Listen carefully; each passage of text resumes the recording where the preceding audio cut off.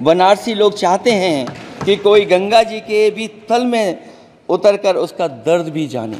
उत्तर प्रदेश की जनता का बस यही आग्रह है कि जिस गंगा जल को हाथ में लेकर सच कहने की कसम खाई जाती है, कम से कम उस गंगा जल से तो झूठ ना बोला जाए।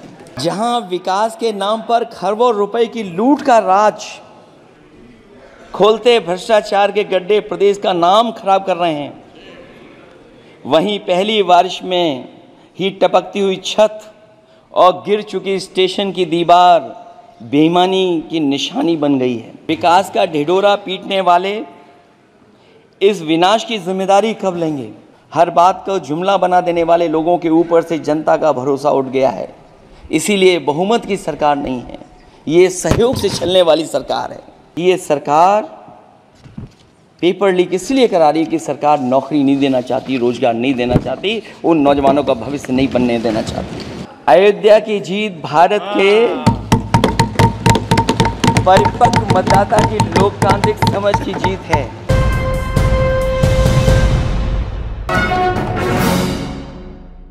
अध्यक्ष महोदय, बहुत सी बातें हुई हैं। अगर उत्तर प्रदेश की बात न हो, क्योंकि अध्यक्ष महोदय सबसे बड़ा प्रदेश जहाँ है, उसने हर बार दूसरे दल को समर्थन देकर के सरकार बनाई। मैं उन्हीं लोगों से कहना चाहता हूँ कि लोग क्यूटो की फोटो लेकर बनारस की गलियों से लेकर के गंगा जी तक ढूंढ रहे हैं। उनको लगता है जिस दिन माँ गंगा साफ हो जाएंगी, शायद उस दिन कहीं क्यूटो उसकी गोद में कहीं मिल जाएगा। बनारसी लोग चाहते हैं कि कोई गंगा जी के भी तल में उतरकर उसका दर्द भी जाने।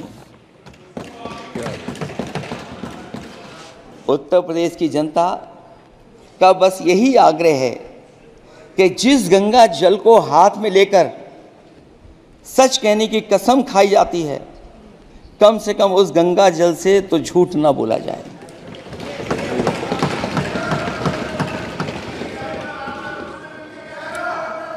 जहां विकास के नाम पर खरबों रुपए की लूट का राज खोलते भ्रष्टाचार के गड्ढे प्रदेश का नाम खराब कर रहे हैं, वहीं पहली बारिश में ही टपकती हुई छत और गिर चुकी स्टेशन की दीवार बेईमानी की निशानी बन गई है।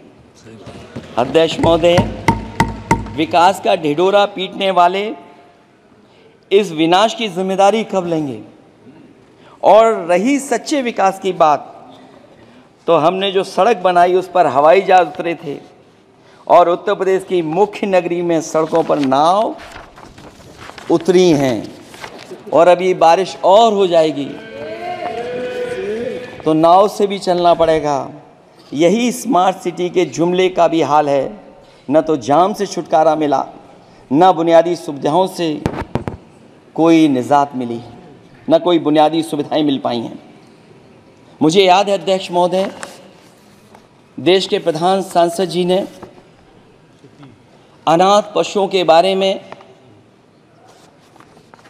बहुत कुछ कहा था। अनाथ पशुओं की समस्या से छुटकारा दिलवाने के लिए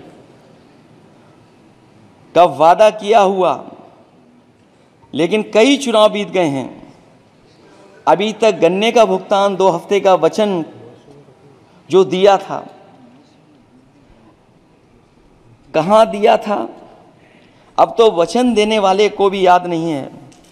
हर बात को जुमला बना देने वाले लोगों के ऊपर से जनता का भरोसा उठ गया है। इसीलिए बहुमत की सरकार नहीं है, ये सहयोग से चलने वाली सरकार है। डबल इंजन के नाम पर उत्तर प्रदेश को टकराहट के सिवा कुछ हासिल नहीं हुआ है। उत्तर प्रदेश में प्रभुत्व की लड़ाई 2 लोगों को आपस में लड़ा रही है, लेकिन उसकी मार जनता को सता रही है। पिछले 10 सालों की उपलब्धि बस इतनी रही कि एक शिक्षा परीक्षा माफिया का जन्म हुआ। अध्यक्ष महोदय, जिस समय चुनाव में थे और उत्तर प्रदेश में वो हालात देखे हैं कि नौजवान जब भी तैयारी कर करके जाता था और परीक्षा दे करके लौटता था तो उसको पता लगता था कि पेपर लीक हो गया, और उत्तर प्रदेश में केवल एक पेपर लीक नहीं हुआ है, जितनी भी परीक्षाएं हुई हैं सब पेपर लीक हुए हैं। केवल उत्तर प्रदेश ही नहीं, मैं माननीय सांसद की तरफ से सुन रहा था, कई ऐसे प्रदेश हैं जहां पर परीक्षाएं देने तो बच्चे गए लेकिन वहां भी पेपर लीक हो गया। और अभी जब 4 जून को रिजल्ट आया, उसके बाद जो बात उठी है, देश की सबसे प्रेस्टिजियस परीक्षा, उसका भी पेपर लीक हो गया। और आखिरकार ये पेपर लीक हो क्यों रहा है? सच्चाई तो ये है कि ये सरकार पेपर लीक इसलिए करा रही है कि सरकार नौकरी नहीं देना चाहती, रोजगार नहीं देना चाहती, उन नौजवानों का भविष्य नहीं बनने देना चाहती। पिछले 10 सालों की उपलब्धि बस इतनी रही है कि एक शिक्षा परीक्षा माफिया का जन्म हुआ है, जिसने तथाकथित अमृत काल में युवाओं के भविष्य की आशाओं को ही जहर दे दिया है। जो सरकार उम्मीद को मार दे, वह न तो वर्तमान को सुधार सकती है, न भविष्य को संवार सकती है। सरकार आशा का प्रतीक होनी चाहिए, निराशा का नहीं। जनता चाहती कि हर समस्या के लिए बीते कल को जिम्मेदार ठहराने के बहाने को सरकार छोड़े और आने वाले कल की बात करे। अगले 1000 साल के झूठे सपने दिखाने वाले अगले महीने होने वाली परीक्षाओं के लीक न होने की गारंटी कब लेंगे? जनता अब न तो किसी बहकावे में आएगी और न किसी के बहलावे फुसलावे में आएगी। जो लोग कहते हैं कि अमृत काल की बात करने वाले जनता का जागरण काल आ गया है, आज इस सदन में नए राजनीतिक जागरण के अनेक प्रतिनिधि बैठे हैं। अब जब बात होगी तो सच्ची बात होगी और जनता को पूरी सच्चाई के साथ हम लोग अपनी जिम्मेदारी के साथ बात रखेंगे। एक जीत और अध्यक्ष महोदय हुई है।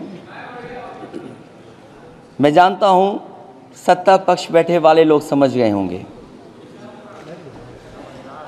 अयोध्या की जीत भारत के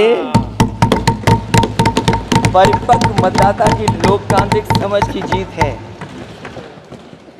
और हम तो अध्यक्ष महोदय यही सुनते आए हैं, होए वही जो राम रची राखा, यह है उसका फैसला। अध्यक्ष महोदय, होई वही जो राम रची राखा, यह है उसका फैसला, जिसकी लाठी में नहीं होती आवाज। जो करते थे किसी को लाने का दावा, वो हैं खुद किसी के सहारे के लाचार।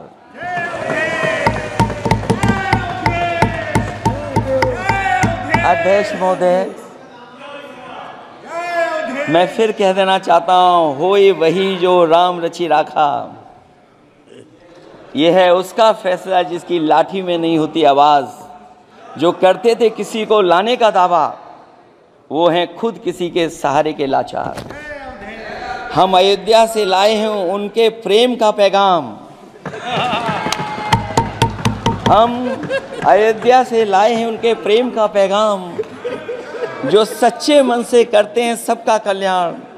सदियों में जन जन गाता है जिनके गान, अभय दान देती जिनकी मंद मंद मुस्कान, मानवता के लिए उठता जिनका तीर कमान। अध्यक्ष महोदय, जो असत्य पर सत्य की जीत का है नाम, उफनती नदी पर जो बांधे मर्यादा के बांध, वो है अवध के राजा पुरुषोत्तम प्रभु राम। हम अयोध्या से लाए हैं उनके प्रेम का पैगाम।